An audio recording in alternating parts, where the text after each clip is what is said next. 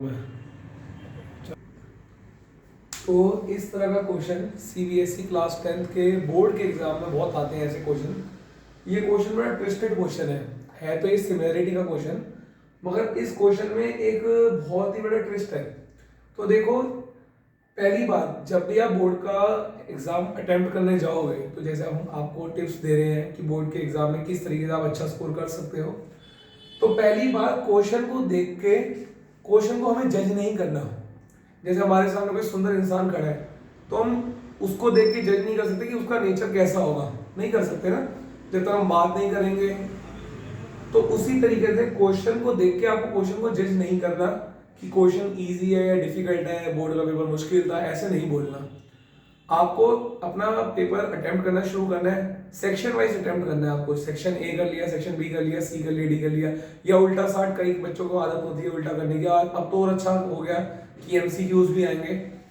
तो आप section wise paper करोगे। पहले आपने एक सेक्शन निपटाया, फिर उसके बाद आप दूसरे सेक्शन पे गए, फिर इस तरीके से आप सेक्शन को चेंज करोगे। अब मान लो इस तरह का क्वेश्चन बोर्ड में आ गया, तो पहली बात, जब भी कोई क्वेश्चन आएगा तो उसको जज नहीं करना कि वो इजी है या डिफिकल्ट है। आपको क्या करना है, आपको जज करना है कि किस चैप्टर का क्वेश्चन है। तो जैसे ये क्वेश्चन आया, अब इसमें कुछ भी समझ नहीं आ रहा, तो वैसे तो ये इस तरह के क्वेश्चन आर डी शर्मा में या और भी जो हमारी एक्स्ट्रा करिकुलम की बुक्स है उसमें होता है। मगर मान लो कोई बच्चा नहीं करके जाता, मगर आपको पेपर में ही क्वेश्चन आ गया, तो आपको पहले तो जज करना है कि चैप्टर कौन सा है। तो this question is of similarity chapter. तो आपको पहले क्या करना है, ये 90 दे रखा है, ये 90 दे रखा है, पी क्यू आर 90 दे रखा है और पी एम क्यू 90 दे रखा है आपको, और क्यू एम 10 दे रखा है, मतलब ये 10 है और ये 5 सेंटीमीटर है आपसे आर एम, इसकी वैल्यू पूछी गई है। अब ये क्वेश्चन लगता है बच्चों को कि सर ये क्वेश्चन कैसे आ गया, इसमें तो दो ही चीजें दे रखी है, दो चीजों से हम कैसे इतना कुछ निकालेंगे। तो घबराना नहीं है, जितना आता है जो आपने पहले की क्लासेस में पढ़ा है उसके लॉजिक्स को आपको यूज करना है। कैसे, देखो ये एक राइट एंगल ट्रायंगल है P M Q, so P M Q is right angle triangle.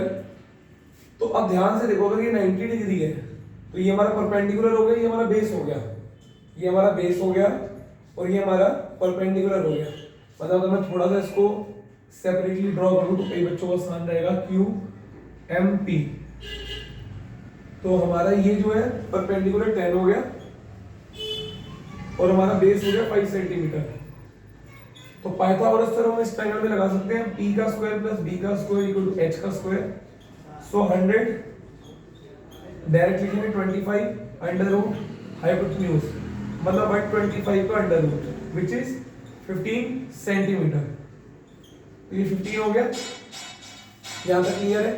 ये हो गया हमारा, या अगर आप 15 से ना भी करो, आप इसको 5√5 लिख के भी कर सकते हो। आपको अगर ऐसे पसंद है, मतलब आप इसको ऐसे भी कर सकते हो 5√5 करके, ऐसे कर लो, क्योंकि 15 के लिए 225 चाहिए होगा, तो आप इसको 5√5 लिख लिया आपने, ठीक है। मतलब ये अंडर रूट 125 है जिसको हम 5√5 लिख सकते हैं। तो हमें ये साइड मिल गई 5√5 सेंटीमीटर। क्लियर है यहाँ तक। अब देखो, हमें पता है कि ये भी एक बड़ा वाला ट्रायंगल भी राइट एंगल ट्रायंगल है, हमें निकालना ही है। तो इस चैप्टर में स्ट्रेंज ये है कि इस चैप्टर में लगेगा सिमिलरिटी का लॉजिक। तो कैसे लगेगा, अगर आप ट्रायंगल लो पी क्यू एम और आप ट्रायंगल लो बड़े वाला पी क्यू आर, तो पी, और हमें पता है कि हम कोरस्पॉन्डिंग साइड्स को लिखते हैं, कोरस्पॉन्डिंग वर्टिसेस को लिखते हैं। तो अगर हम देखें एंगल पी, के मैं हटा देता हूं, ये क्वेश्चन था आर एम में निकालना है, ये हमें पता है आर एम में निकालना है। तो एंगल पी, इसमें भी एंगल पी दोनों में कॉमन हो गया, और angle P Q M, P Q R sorry, और एंगल हमारा P M Q, P Q R P M Q. तो बेसिकली हमने पहले पी क्यू आर, एक ही बात है, हमने पहले पी आर क्यू को सिमिलर कर दिया, और यहाँ आ जाएगा आपका पी, यहाँ पे आ गया पी आर क्यू, यहाँ आ गया पी क्यू आर, ठीक है। तो पी क्यू आर और पी एम क्यू ये दोनों 90 डिग्री है। तो भाई एंगल एंगल सिमिलरिटी, ये दोनों ट्रायंगल क्या हो गए, ये सिमिलर हो गए, ये दोनों ट्रायंगल हो गए सिमिलर। अब हमें पता है दो सिमिलर ट्रायंगल्स की सारी साइड्स आपस में रेशियो में होती हैं, तो हम लिख सकते हैं P R upon P Q equal to P Q, P R upon P Q equal to P Q upon P M equal to R Q upon Q M. तो ये आप कर सकते हो, ठीक है। अब पी आर कितना है हमारा हमें नहीं पता, हमें काम किससे, आर एम से, तो आर एम जिसमें होगा उससे काम लेंगे। तो आर एम के लिए आपको साइड लेनी पड़ेगी पी आर, आर एम के लिए आपको साइड लेनी पड़ेगी पी आर। तो P R is P M plus R M upon P Q, P Q हो गया 5√5, ठीक है, पी क्यू हो गया हमारा 5√5 एंड पी क्यू हमारा कितना है 5√5 अपॉन पी एम कितना है, पी एम इज 5 सेंटीमीटर। तो यहां से हम इसको सॉल्व करेंगे, पी एम हमारा है, पी एम है 5, आर एम हमें निकालना है अपॉन 5√5।